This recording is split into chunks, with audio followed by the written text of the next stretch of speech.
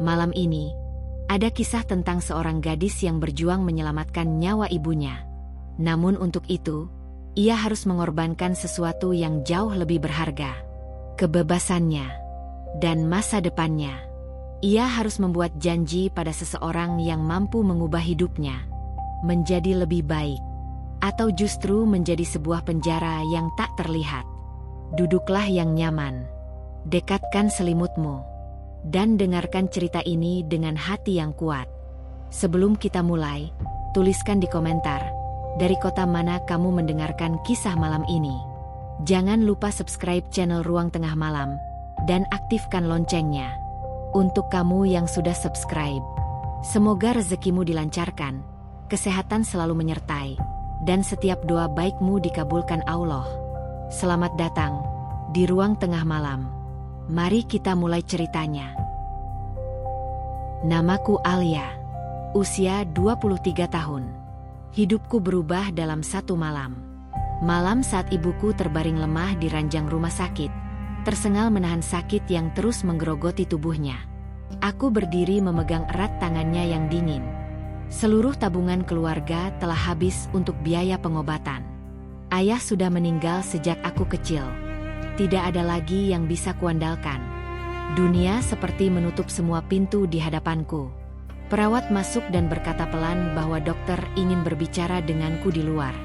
Aku melangkah keluar dengan lutut bergetar. Hati kecilku berdoa, berharap masih ada keajaiban. Ketika pintu menutup di belakangku, seorang pria sudah berdiri menungguku. Lelaki muda, tampan, dengan pandangan tajam yang sulit ditebak. Aku pernah bertemu dengannya sekali. Namanya Arvin. Ia anak seorang pengusaha kaya yang terkenal di kota ini. Tanpa basa-basi, Arvin menatapku lurus. Aku dengar ibumu membutuhkan operasi sesegera mungkin. Jika terlambat, ia bisa tidak tertolong. Kalimat itu seperti belati dingin yang menusuk jantungku. Aku memaksakan diri untuk menjawab, "Ya." Tapi aku sudah tidak punya apapun lagi. Arvin memasukkan kedua tangannya ke saku celana, bersandar pada dinding koridor yang sepi. Lalu ia mengucapkan kalimat yang mengubah hidupku selamanya. "Aku bisa menolongmu. Semua biaya rumah sakit ibumu, aku yang bayar. Tapi sebagai gantinya, kamu harus menjadi milikku." Aku terpaku. Napasku tercekat. Kata-kata itu mengancam seluruh martabat dan hidupku. Namun di ruangan itu, di balik pintu, ada satu-satunya orang yang selalu mencintaiku. Ibu yang kini bertarung melawan maut. Air mataku jatuh tanpa bisa kucegah. "Apa maksudmu menjadi milikmu?" tanyaku lirih. Arvin bergerak mendekat. Tatapan matanya tidak berubah sedikitpun. "Kamu ikut denganku, tinggal bersamaku, dan memenuhi semua keinginanku. Itu saja." Dadaku naik turun cepat. Aku ingin menolak. Aku ingin berteriak. Aku ingin meminta dunia memutar balik waktu agar aku tidak berada di titik ini. Namun suara ibuku yang lemah menggemakan satu permintaan di dalam hati. "Jaga dirimu, Alia." Aku menggigit bibirku sampai terasa asin karena darah. "Jika aku melakukan itu, kau janji kau akan menyembuhkan ibuku?" Arvin menunduk sedikit. Senyum tipis muncul di bibirnya. "Aku berjanji." Saat itu juga, aku kehilangan arah hidupku. Aku menatapnya dengan mata penuh ketakutan. "Baik, sembuhkan ibuku. Aku akan jadi milikmu." Arvin mendekat lebih jauh. Nafasnya terasa di wajahku. Dan ia berbisik pelan. "Mulai hari ini, hidupmu adalah milikku, Alia." Aku merasa tubuhku gemetar. Namun aku tidak punya jalan lain. Demi ibuku, aku menggadaikan kebebasan dan masa depanku. Tanpa aku tahu bahwa janji yang kuucapkan akan menarikku ke dalam badai yang tidak pernah kubayangkan. Malam itu, setelah aku menyetujui perjanjiannya, Arvin langsung menghubungi seseorang melalui telepon. Perintahnya singkat, tegas, dan tidak memberi ruang untuk penolakan. Hanya dalam hitungan menit, tim dokter bergerak cepat. Ibu segera dibawa ke ruang operasi. Aku berdiri di depan pintu ruang operasi dengan hati berdebar kencang. Ada rasa lega karena ibuku akhirnya mendapat pertolongan. Namun ada juga ketakutan yang lebih dalam. Ketakutan tentang apa yang akan terjadi setelah semua ini berakhir. Arvin berdiri tidak jauh dari aku. Ia terlihat tenang, seolah sedang menunggu pesan makanan, bukan mempertaruhkan nyawa seseorang. Aku menatapnya penuh kebencian. "Kenapa aku?" tanyaku akhirnya. Suara serak keluar dengan susah payah. Arvin melirik sebentar lalu kembali menatap lurus ke depan. "Karena kamu menarik, dan kamu tidak punya pilihan lain." Aku mengepalkan tangan. Tapi aku tidak bisa membantah. Iya benar. Aku tidak punya siapapun lagi. Waktu berlalu lambat. Setiap detik terasa seperti jarum yang menusuk kulitku. Ketika akhirnya pintu operasi terbuka, seorang dokter keluar dengan senyum lega. "Operasinya berjalan lancar. Ibumu akan segera dipindahkan ke ruang pemulihan." Aku langsung menangis lega. Tubuhku bergetar. Aku ingin berlari memeluk ibuku, tetapi dokter melarangku. Ia masih belum sepenuhnya sadar. Arvin berjalan mendekat. Dan untuk pertama kalinya malam itu, ia menatapku dengan ekspresi yang sulit diterjemahkan. Janji sudah kutepati. Aku menatapnya. Air mata masih menetes.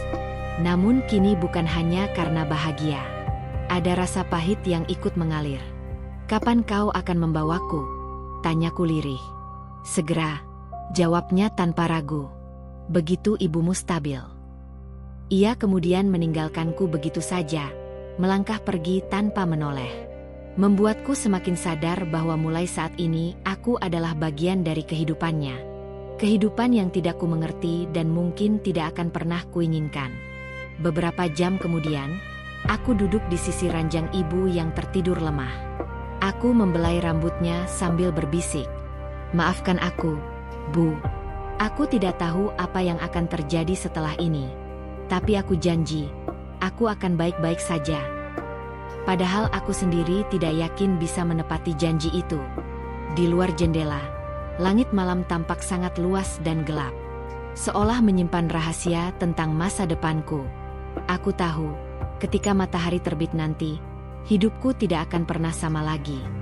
Dan semua itu dimulai dengan sebuah janji. Janji yang kubuat demi menyelamatkan orang yang paling kucintai. Janji yang membuatku menjadi milik seorang pria yang tidak pernah ingin aku dekati. Pagi menyapa terlalu cepat. Sinarnya yang masuk melalui celah jendela tidak terasa hangat, justru menekan dadaku dengan rasa cemas yang semakin menyesakan. Ibu masih tidur. Wajahnya tampak lebih tenang setelah operasi, dan itu menjadi satu-satunya hal yang memberiku kekuatan. Aku menggenggam tangannya untuk terakhir kalinya sebelum perawat datang dan mengatakan bahwa ada seseorang yang mencariku di luar ruangan. Aku tahu itu Arvin. Langkahku berat saat keluar. Arvin berdiri dengan pakaian rapi, seolah hari ini adalah hari biasa baginya. Tidak ada simpati di wajahnya. Hanya ketegasan penuh kontrol. "Kita pergi sekarang," katanya singkat. Aku menatap pintu ruangan ibu. "Aku ingin pamit dulu." Arvin menggeleng sekali. Tegas. "Semakin lama kamu pamit, semakin sulit kamu pergi." Aku tidak suka cara dia mengaturku. Tapi aku hanya menunduk. Aku tidak punya kekuatan untuk melawan. Kami berjalan menuju lift. Suaranya berdenting saat pintu terbuka. Aku melangkah masuk. Dan untuk sesaat aku merasa seperti sedang masuk ke penjara yang tak terlihat. Di dalam mobil, perjalanan terasa panjang meski kami tidak banyak bicara. Gedung rumah sakit perlahan menghilang dari pandangan. Aku ingin menoleh sekali lagi. Namun aku tidak melakukannya. Aku takut melihat ke belakang akan menghancurkanku. "Mulai hari ini kamu tinggal di rumahku," Arvin akhirnya bersuara. "Ada aturan yang harus kamu patuhi." Aku memaksa diri untuk bertanya, meski suara hampir tidak keluar. "Aturan apa?" Arvin menoleh sedikit, tatapannya dingin. "Pertama, kamu tidak boleh keluar rumah tanpa izinku. Kedua, kamu tidak boleh berhubungan dengan siapapun di luar sana tanpa sepengetahuanku. Dan ketiga, Ia berhenti, seolah ingin memastikan kata-katanya tertancap dalam di hati dan pikiranku. Kamu harus selalu mengingat bahwa kamu adalah milikku. Semua keputusanmu, aku yang menentukan. Aku menarik napas pendek. Kata-katanya seperti rantai yang membelit pergelangan tangan dan kakiku. Aku tidak akan menyentuhmu jika kamu tidak siap. Tapi jangan pernah mencoba melarikan diri. Ibumu masih dalam pengawasan tim dokterku. Ingat itu. Ancaman yang terselip dalam kalimat tenang itu membuat tubuhku merinding. Saat mobil memasuki gerbang sebuah rumah besar, jantungku berdetak keras. Pintu gerbang besi yang tinggi tertutup di belakang kami, mengeluarkan suara berat yang seperti menandai sebuah akhir. Akhir dari kebebasanku. Aku melangkah keluar mobil. Rumah itu terlalu besar, terlalu sunyi, dan terlalu asing untuk disebut rumah. Arvin berjalan di depanku, dan aku mengikuti dalam diam. Setiap langkah terasa seperti menyerah pada takdir yang kejam. Dari sekarang, katanya sambil menoleh setengah, inilah hidupmu. Dan pintu rumah pun tertutup di belakangku. Suara itu menggema, seperti penjara yang mengunci semua harapan untuk bebas. Langkahku bergema di lantai marmer yang mengilap. Rumah itu begitu megah, namun terasa lebih dingin dari udara pagi yang menerpa kulitku. Setiap sudutnya terlihat sempurna, rapi, dan mahal. Tetapi justru karena terlalu sempurna, rumah itu tidak terasa hidup. Arvin berjalan tanpa menoleh. Aku mengikuti di belakangnya sambil menyapu pandangan ke seluruh ruangan yang luas. Dinding putih, lampu gantung kristal, lukisan besar yang tampak begitu mahal. Namun semuanya seperti tidak memiliki jiwa. Di tengah rasa gelisah yang terus menghimpit, seorang wanita setengah baya tiba-tiba muncul dari arah dapur. Ia mengenakan seragam rapi, dan wajahnya sangat lembut ketika melihatku. "Selamat datang. Aku Bu Maya," ucapnya hangat. Untuk pertama kalinya hari itu, aku merasa sedikit lega melihat senyum seseorang. Namun sebelum aku sempat membalas, Arvin sudah bicara terlebih dulu. Ia akan tinggal di sini mulai sekarang. Bantu ia menyesuaikan diri. Dan pastikan ia mengikuti semua aturan. Nada bicara Arvin dingin, namun Bu Maya hanya mengangguk patuh. Dengan senang hati, Arvin menatapku sebentar. Mata itu penuh kuasa. "Aku ada urusan. Aku pergi dulu. Kamu tetap di dalam rumah. Mengerti?" Aku hanya mengangguk. Bahkan jika aku ingin melawan, tubuhku seolah menolak. Arvin berjalan keluar, dan suara pintu besar menutup kembali. Kepergiannya justru membuat rumah itu terasa lebih sunyi. Aku akhirnya berani menarik napas panjang. Bu Maya mendekat pelan. "Kamu pasti sangat lelah." Aku mengangguk dengan mata mulai panas oleh tangis yang kutahan. "Kamar kamu ada di lantai 2. Ayo, biar aku antar." Aku mengikuti langkahnya menyusuri lorong panjang. Aku merasa seperti seseorang yang baru saja dipindahkan ke dunia baru. Dunia yang tidak pernah kuinginkan. Sesampainya di kamar, aku terdiam. Ruangannya sangat indah, jauh lebih mewah dari yang pernah kumiliki. Tempat tidur besar dengan sprei putih bersih, lemari besar, balkon dengan tirai rendah. Tetapi bukannya membuatku merasa nyaman. Ruangan itu membuatku takut. Takut akan apa yang harus kujalani di tempat ini. Bu Maya memandangku dengan iba. "Kamu masih bisa menengok ibumu kapan saja. Tapi semuanya harus melalui izin Tuan Arvin." Aku terperanjat. Jadi kendali hidupku bahkan untuk melihat ibuku pun masih di tangannya. "Dia tidak seburuk itu," kata Bu Maya lagi, seolah membaca pikiranku. "Hanya saja, ia punya caranya sendiri dalam mencintai dan melindungi sesuatu." Aku menatapnya heran. Aku tidak butuh dilindungi. Aku hanya ingin bebas. Bu Maya terdiam. Ada sesuatu di matanya. Sesuatu yang membuatku bingung. Kadang, takdir membawa kita ke tempat yang tidak kita inginkan. Tapi alasan di baliknya baru akan terlihat nanti. Aku tidak tahu apa maksudnya. Namun kata-kata itu justru membuat dadaku semakin berat. Setelah Bu Maya meninggalkan kamar, aku duduk di tepi tempat tidur. Kedua tanganku gemetar. Aku kini tinggal di tempat ini, dengan seorang pria yang menganggapku sebagai miliknya. Aku tidak tahu apa yang akan terjadi selanjutnya. Tapi ada satu hal yang jelas. Setiap hari yang akan datang, mungkin akan menjadi ujian terberat dalam hidupku. Aku menatap pintu kamar yang tertutup rapat. Di balik pintu itu, ada dunia baru yang harus kuhadapi. Seorang diri. Kamar itu terasa terlalu sunyi untuk menenangkan hati yang gelisah. Aku mencoba berbaring di tempat tidur besar itu, namun tubuhku tak bisa tenang. Setiap suara kecil seolah memperingatkan bahwa aku kini berada di wilayah orang lain, di bawah kuasa seseorang. Aku bangkit dan berjalan ke balkon. Hembusan angin menerpa wajahku. Dari atas sini, halaman rumah terlihat luas, lengkap dengan taman terawat dan kolam kecil di sisi kanan. Tapi pagar besi tinggi di sekelilingnya membuat semuanya tampak seperti kandang emas. Aku menutup mata, berusaha menenangkan diri. Namun pikiran buruk terus memenuhi kepala. Bagaimana jika aku tidak pernah bisa bebas? Bagaimana jika Arvin menahanku di sini selamanya? Ketukan pelan di pintu mengejutkanku. "Alia, makan siang sudah siap." Suara Bu Maya terdengar. Aku mengusap wajah. "Baik, aku turun sekarang." Di ruang makan, hidangan tersusun rapi. Aromanya menggugah selera, tapi perutku rasanya mengikat.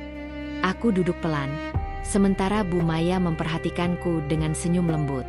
"Kamu harus makan. Tenangkan dirimu dulu. Semua akan baik-baik saja." Aku hendak menjawab, namun suara dentingan kunci di pintu utama membuatku menoleh spontan. Arvin kembali. Langkahnya terdengar mantap, penuh otoritas. Ia berjalan mendekat, dan untuk sesaat ruang makan terasa mengecil. Ia menatapku sebelum duduk di kursi seberang. "Makanlah." Aku memegang sendok dengan tangan gemetar. Setiap gerakanku terasa kaku karena pandangannya yang terus mengawas. Ia makan dengan tenang, seolah kami hanya pasangan biasa yang sedang menikmati siang. "Bagaimana keadaan ibumu?" tanyanya pelan. Aku mengangkat kepala. Sedikit terkejut ia bertanya hal itu. "Dokter bilang kondisinya stabil." "Terima kasih." Arvin hanya mengangguk. Tidak ada senyum. Tidak ada emosi lain. Tapi diamnya cukup untuk membuatku semakin bingung. Setelah makan, aku beranikan diri bertanya, "Bolehkah aku menjenguk ibu besok?" Arvin menatapku cukup lama sebelum menjawab, "Boleh, aku yang antar." Jawaban itu seharusnya membuatku lega. Tapi entah mengapa justru membuat jantungku berdetak lebih cepat. Ada beban tak terlihat dalam kata-katanya. Ia tiba-tiba berdiri, lalu berjalan di belakangku. Aku menegang. Nafasku tercekat ketika ia berhenti tepat di dekat telingaku. "Kamu harus ingat satu hal," bisiknya pelan namun tegas. Tubuhku membeku. "Di tempat ini, kamu aman. Aku akan menjagamu. Jadi jangan pernah mencoba keluar dari sini sendirian." Nada suaranya bukan lagi sekadar ancaman. Ada sesuatu yang lain, sesuatu yang gelap dan berbahaya. Ia melangkah pergi ke ruang kerjanya tanpa menoleh. Dan saat itulah aku sadar. Arvin mungkin tidak menyentuhku. Ia mungkin terlihat tenang dan mengendalikan dirinya. Tapi ia tidak pernah benar-benar pergi. Ia selalu ada, selalu mengawasi. Dan aku tidak bisa melakukan apapun selain patuh. Hari itu berjalan lambat dan penuh kegelisahan. Setelah makan siang, aku kembali ke kamar, mencoba memejamkan mata. Tapi tubuhku seperti menolak istirahat. Aku merasa ditekan oleh rasa penasaran dan ketakutan pada saat yang sama. Arvin masuk ke ruang kerjanya dan tidak keluar lagi. Setiap kali aku melewati pintunya di lantai bawah, aku bisa merasakan ada batas yang tidak boleh kulewati. Ruangan itu seolah memegang rahasia tentang siapa Arvin sebenarnya. Menjelang sore, Bu Maya memberikan aku teh hangat. Ia menatapku cukup lama sebelum akhirnya berbisik, Jika kamu ingin tetap aman di sini, jangan pernah masuk ke ruang kerjanya. Itu tempat yang tidak boleh disentuh siapapun tanpa izin. Aku mengangguk. Tapi justru perkataan itu menancap dalam seperti duri yang memicu rasa penasaran. Apa yang ia sembunyikan? Apa yang begitu penting sampai tidak ada seorang pun boleh mendekat? Ketika malam mulai turun, aku mendengar langkah kaki dari lantai bawah. Aku mengintip sedikit dari tangga. Arvin sedang berbicara melalui telepon. Nada suaranya rendah, namun setiap kata terdengar penuh tekanan. Jaga dia. Jangan sampai ada yang mendekat. Aku tidak peduli apa caranya. Yang penting Alia tetap aman. Namaku disebut. Dadaku langsung berdegup kencang. Suara Arvin hampir seperti seseorang yang sedang melindungi. Tetapi tetap ada sisi gelap yang membuatku ngeri. Dan ketika ia mematikan telepon, ia sempat menghentikan langkahnya. Ia menatap ke arah tangga. Tepat ke arahku. Aku refleks mundur dan menahan napas. Berharap ia tidak melihatku. Tapi aku bisa mendengar langkahnya berubah arah, menuju tempatku berdiri. Aku kembali ke kamar dan memejamkan mata pura-pura tidur. Pintu kamarku berderit pelan. Ada suara langkah masuk. Napasku tercekat. Aroma parfumnya memasuki ruangan. Arvin berhenti tepat di sisi tempat tidurku. Aku menutup mata rapat, berpura-pura terlelap. Namun aku bisa merasakan tatapannya menyelidik, seolah ia bisa mendengar detak jantungku yang berantakan. Beberapa detik yang terasa seperti menit panjang. Ia hanya berdiri di sana. Lalu kudengar suaranya pelan. Alia, jangan pernah mencoba meninggalkanku. Ada nada kelembutan yang terbungkus ancaman. Kombinasi yang membuatku semakin takut. Tanpa menyentuhku, ia berbalik dan keluar. Pintu kembali tertutup. Baru setelah suara langkahnya menghilang, aku bisa menarik napas panjang. Ada sesuatu yang jauh lebih dalam dari apa yang kubayangkan. Sesuatu yang tersembunyi di balik sikap mengendalikan itu. Arvin bukan hanya ingin menjadikanku miliknya. Ia ingin memastikan tidak ada seorang pun yang bisa mengambilku darinya. Termasuk diriku sendiri. Dan aku terperangkap. Keesokan paginya, aku terbangun dengan kepala berat. Malam yang penuh ketegangan membuatku sulit tidur nyenyak. Sinar matahari menyelinap melalui tirai, namun tidak memberikan kehangatan sedikit pun. Aku turun ke ruang makan. Bu Maya sudah menyiapkan sarapan. Ia menyambutku dengan senyum yang berusaha terlihat menenangkan. Selamat pagi, Alia. Makanlah. Setelah itu kamu akan dijemput untuk menjenguk ibumu. Aku terkejut. Arvin tidak ikut, tanyaku pelan. Bu Maya menggeleng. Ia ada urusan penting. Namun ada sopir kepercayaannya yang akan mengantar dan menemanimu. Ada rasa lega karena Arvin tidak ikut. Tapi di sisi lain, aku sadar bahwa kebebasan tetap tidak ada di tanganku. Saat hendak makan, aku merasakan sesuatu. Perasaan aneh. Aku menengok ke sekeliling ruangan. Ada perasaan diperhatikan. Diawasi. Aku menatap sudut langit-langit ruangan dan melihatnya. Kamera. Mataku melebar. Aku menelan ludah dan perlahan mengalihkan pandangan. Namun di dalam hati, aku sudah tahu, setiap gerak-gerikku direkam. Bu Maya, bisikku hati-hati. Apa semua ruangan di sini ada kamera? Ia terdiam sejenak. Jawabannya muncul dengan tatapan sayu. Arvin hanya ingin memastikan kamu aman. Jawaban itu jelas tidak membuatku tenang. Justru membuatku merinding.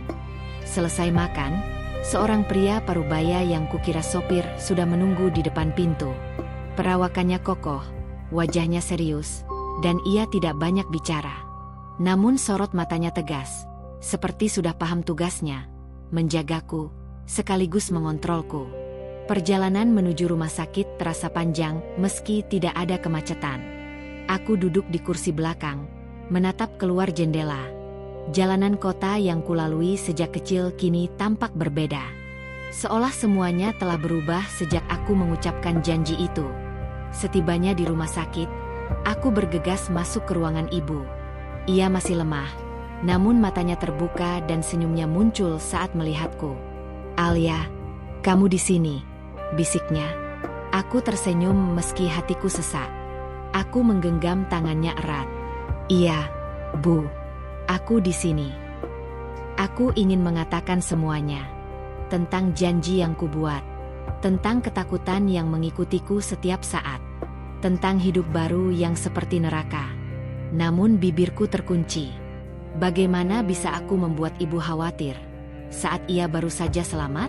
Aku hanya mengusap punggung tangannya pelan. "Ibu harus cepat sembuh. Aku akan selalu menjaga ibu." Tiba-tiba, suara ketukan pelan di pintu terdengar. Sopir itu memandangku. "Kita harus segera kembali." Aku ingin marah. Baru sebentar aku di sini. Namun aku tahu, pembangkangan hanya akan memperburuk segalanya. Aku menatap ibu sekali lagi, menyimpan setiap detik di dalam hati. "Sampai nanti, Bu." Saat aku berjalan keluar, aku melihat bayangan seseorang berdiri di ujung koridor. Seseorang yang mengenakan pakaian formal dan menatapku dalam diam. "Arvin." Aku terhenti. Ia tidak mengucapkan apa-apa. Hanya menatapku dengan tatapan yang sulit ku terjemahkan. Tatapan yang membuat kakiku lemas. Aku mendekat perlahan. Ketika aku sampai di hadapannya, ia berbisik pelan. "Kau pikir aku tidak mengawasimu?" Nada suaranya lembut, tetapi kehadirannya seperti tembok penjaga yang tak mungkin kutembus. Aku merunduk. Aku tidak berani membalas. Aku tidak tahu apa yang akan ia lakukan jika aku melawan. "Ayo pulang," katanya singkat. Dan aku mengikuti di belakangnya, seperti bayangan yang dipaksa untuk tetap berada dalam gelap. Satu hal pasti, Arvin tidak pernah jauh dariku. Tidak di rumah. Tidak di rumah sakit. Tidak dimanapun.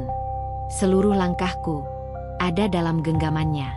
Mobil melaju kembali menuju rumah besar itu. Sepanjang perjalanan, tidak ada satu kata pun yang terucap di antara kami. Namun keheningan itu justru lebih menakutkan. Setiap kali aku mencuri pandang ke arah Arvin, ia memejamkan mata seolah sedang berpikir. Atau mungkin mengatur strategi baru untuk mengikatku lebih kuat. Sesampainya di rumah, Arvin langsung berjalan menuju ruang kerjanya tanpa menoleh. Pintu itu kembali menutup, menghilangkannya dari pandangan. Tapi anehnya, aku merasa keberadaannya tetap mengurungku.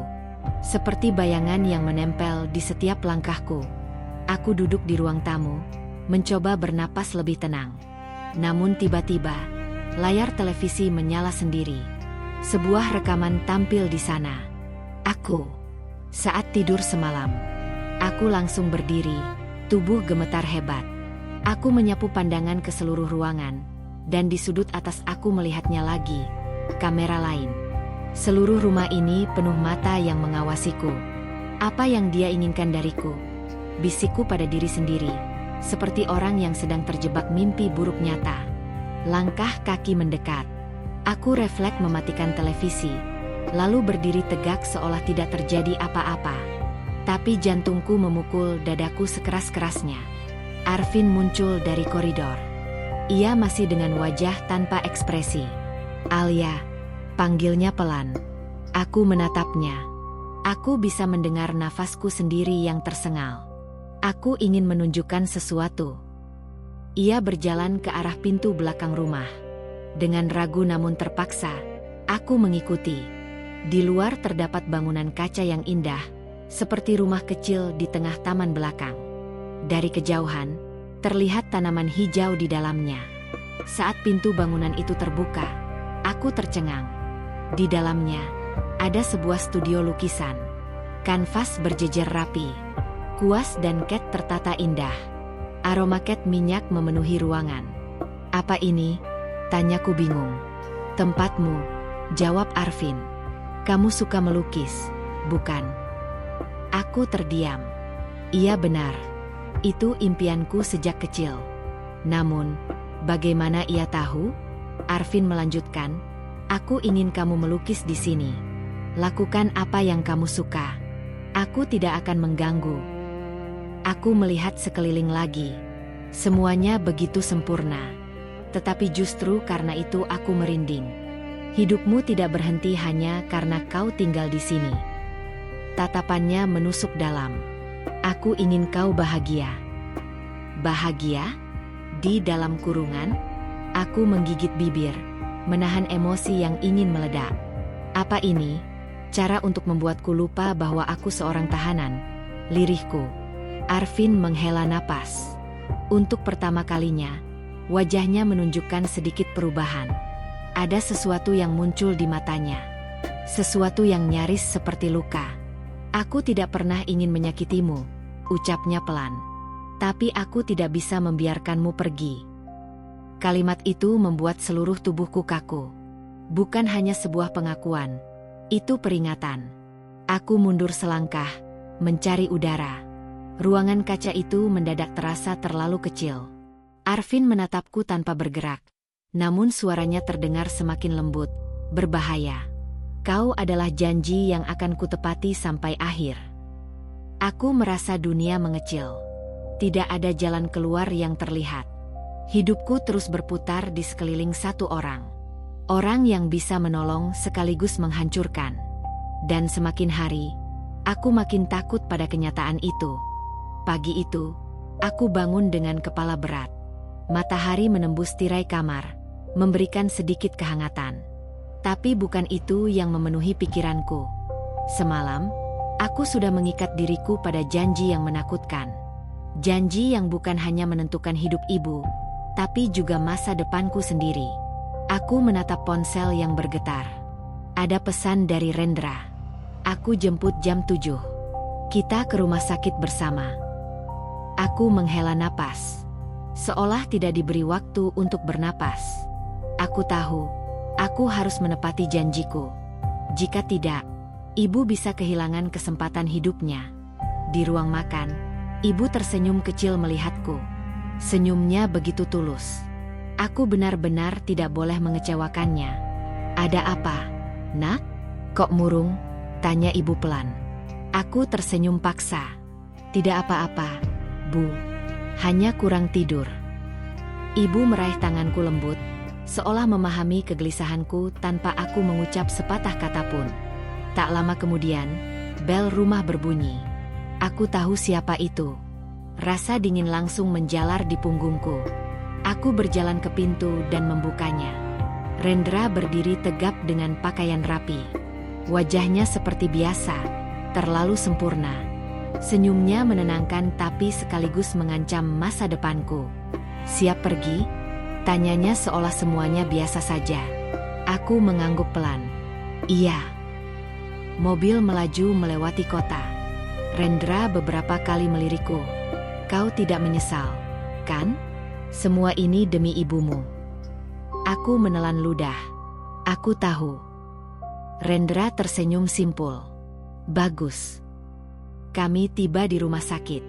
Dokter yang menangani ibu berdiskusi dengan Rendra tentang jadwal operasi dan persiapan terapi obat. Aku memperhatikan dari kejauhan, tidak mengerti semuanya. Tapi aku tahu satu hal. Semua ini tidak murah. Dan Rendra yang menanggung semuanya. Saat kami keluar dari ruangan dokter, aku berhenti berjalan. Aku memberanikan diri bertanya. Rendra, jika suatu hari aku tidak bisa menjalani semua ini, apa yang akan terjadi? Ia mendekat. Suaranya pelan namun tegas.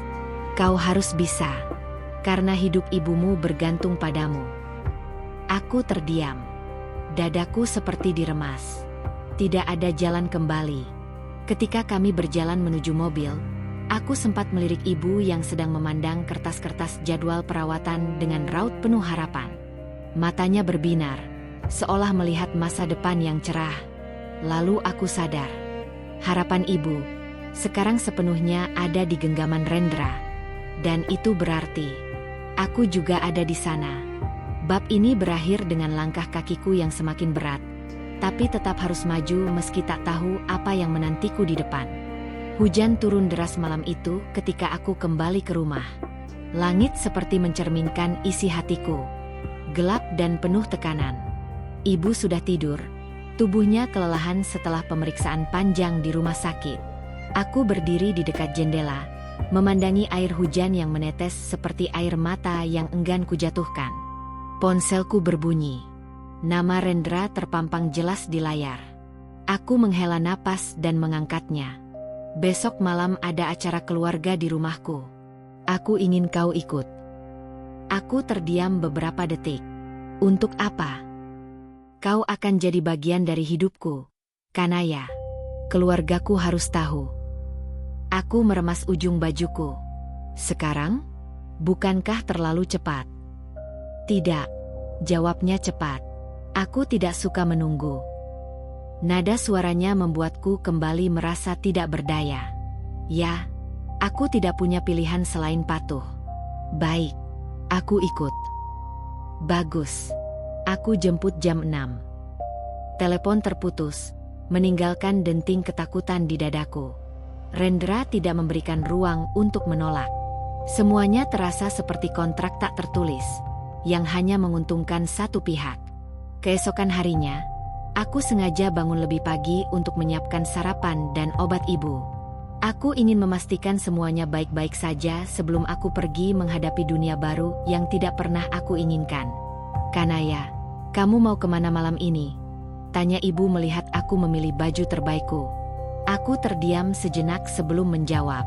Ada acara penting, Bu. Aku pergi sama Rendra. Ibu tersenyum senang. Alhamdulillah, syukurlah kamu punya teman yang baik sepertinya. Ibu senang kamu tidak sendirian. Hatiku mencelos. Teman yang baik, begitu kata ibu. Andai ibu tahu harga yang harus kubayar. Jam 6 tepat, mobil Rendra terparkir di depan rumah. Ia turun dan membukakan pintu untukku. Di dalam mobil, ia menatapku lama. Kau cantik, katanya datar. Tapi sorot matanya memiliki makna yang berbeda. Aku hanya mengangguk. Tidak tahu harus merespon seperti apa. Rumah keluarga Rendra sangat besar. Lampu-lampunya terang. Halaman luas dengan taman rapi dan mobil-mobil mewah berjejer. Saat aku masuk, semua mata menoleh ke arahku. Aku merasa seperti dipamerkan. Seorang wanita elegan mendekati kami. Mungkin ibunya. Ia melihat Rendra, lalu menatapku dari ujung kepala sampai kaki. Ini siapa, Ren? Rendra menegakkan tubuh. Calon pendampingku. Wanita itu terdiam sejenak. Tatapannya menghujamku, dingin dan penuh penilaian. Sementara jantungku hampir melompat keluar dada. Calon pendamping? Dia mengatakannya seolah aku sudah sepenuhnya menjadi miliknya. Aku mencoba tersenyum sopan, meski hatiku gemetar. Aku ingin pergi. Aku ingin berlari. Tapi bayangan ibu, dan perjuangannya untuk hidup, menahanku. Aku harus bertahan. Walau di balik senyum palsu ini, aku tahu, aku baru saja melangkah ke penjara yang lebih dalam. Acara malam itu terasa seperti ujian. Musik lembut mengalun, gelas-gelas kristal terisi minuman mahal, dan para tamu berbicara pelan namun penuh kesombongan. Semua orang tampak sempurna, kecuali aku, yang berdiri kikuk di samping Rendra. Ibunya, Bu Ratna, terus memperhatikanku. Tatapannya menusuk, seolah mencari setiap kekuranganku untuk mengingatkanku bahwa aku tidak pantas berada di sana. Seorang pria muda menghampiri kami. Posturnya lebih santai, wajahnya ramah. Ia mengulurkan tangan padaku. Aku Revan, sepupu Rendra. Aku menjabat tangannya hati-hati. Kanaya. Ia tersenyum. Kamu terlihat tegang. Santai saja, di sini tidak ada yang akan memakanmu. Kecuali mungkin Tante Ratna. Aku nyaris tertawa, tapi Rendra menarik tanganku lembut namun kuat. Ia mendekat ke telingaku. Jangan terlalu dekat dengan siapapun. Ingat posisi kamu.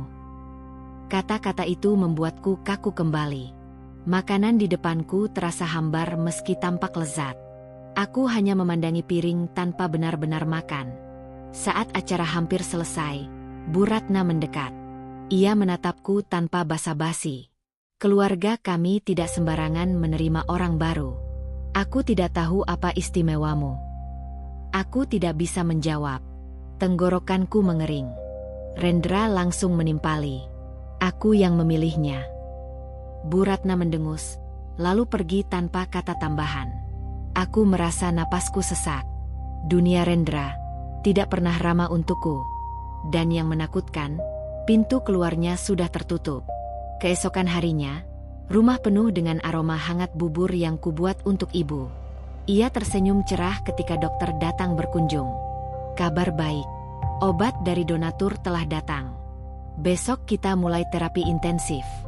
Kesembuhan pasien menjadi lebih mungkin.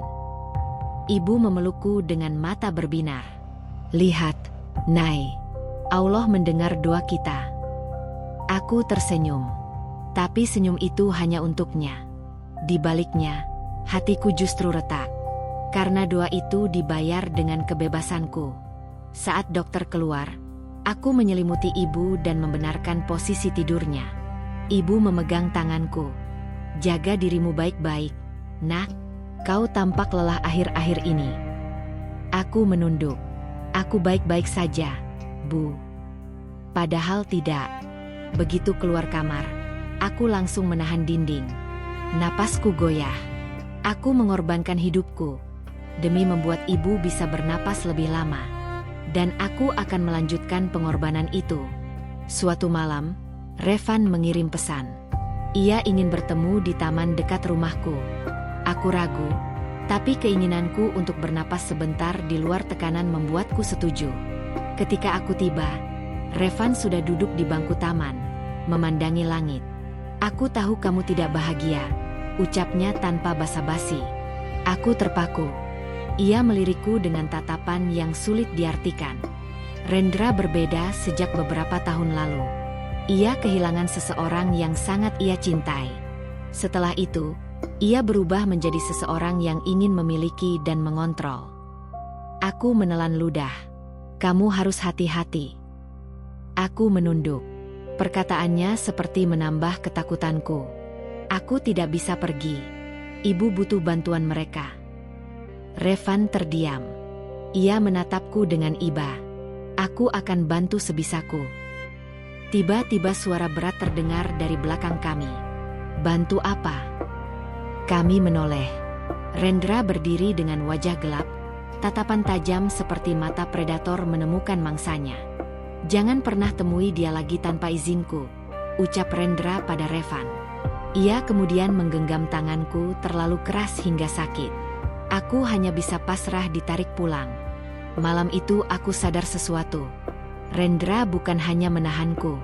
Ia ingin memiliki seluruh hidupku. Tekanan semakin kuat. Rendra semakin posesif. Ia selalu tahu di mana aku berada. Ia selalu muncul tiba-tiba. Ia bahkan mulai mengatur kapan aku bisa bernafas. Aku merasa terjebak dalam kurungan tak terlihat. Suatu pagi, aku memutuskan mencoba sesuatu yang nekat. Aku menunggu saat semua lengah. Ketika perawat yang membantu ibu keluar sebentar, aku mengambil beberapa pakaian, uang seadanya, dan tiket bus yang kubeli diam-diam. Aku menatap wajah ibu yang damai saat tidur. Maafkan aku, Bu. Aku harus menyelamatkan diriku. Air mataku jatuh. Aku mencium keningnya lalu pergi. Aku berlari keluar, naik ke bus yang sudah siap berangkat. Untuk sesaat, aku merasakan angin kebebasan menyentuh wajahku. Namun teleponku berdering. Nama Rendra muncul. Aku diamkan. Detik berikutnya notifikasi masuk. Ibumu tidak aman tanpa aku. Aku membeku. Lalu pesan kedua. Jika kamu pergi, terapi berhenti sekarang juga. Hatiku luruh seketika. Lututku gemetar. Bus baru bergerak beberapa meter. Dan aku sudah kehilangan nyali. Aku turun kembali. Aku kembali ke penjara itu. Karena di sana, ada ibu. Aku berdiri di depan rumah Rendra malam itu. Langkahku mantap, tapi hati ini penuh luka. Ia keluar dan menatapku tanpa emosi. Aku kembali, ucapku lirih. Tentu saja, jawabnya datar. Pilihanmu hanya itu. Aku mengangkat wajah. Air mata mengalir tapi suaraku tegas. Aku akan jalani semua yang kamu minta. Tapi satu hal, jangan pernah berhenti membantu ibu. Rendra mendekat. Ia mengusap air mataku dengan ibu jarinya. Kau telah menepati janji. Mulai sekarang, kau milikku. Aku tidak menjawab. Aku hanya memejamkan mata. Di balik penderitaan, aku menggenggam satu harapan. Selama ibu hidup, aku akan bertahan. Meski hatiku terpenjara. Meski takdirku tercuri. Meski kebebasanku telah kutukar dengan nyawa orang yang paling aku cinta. Dan begitulah janji itu, benar-benar mengubah hidupku. Menjadi miliknya. Selamanya. Dari kisah Kanaya, kita belajar bahwa hidup seringkali menempatkan kita pada pilihan yang sulit. Ketika cinta dan pengorbanan berbenturan dengan kenyataan hidup, tidak selalu ada jalan yang benar-benar mudah. Terkadang, demi orang yang kita cintai, kita rela mengorbankan diri dan kebebasan kita sendiri. Namun satu hal harus selalu kita ingat. Kebahagiaan tidak seharusnya dibangun dari rasa takut dan tekanan. Cinta seharusnya membebaskan, bukan mengikat dengan luka. Semoga kita semua bisa lebih menghargai setiap pengorbanan keluarga, terutama orang tua.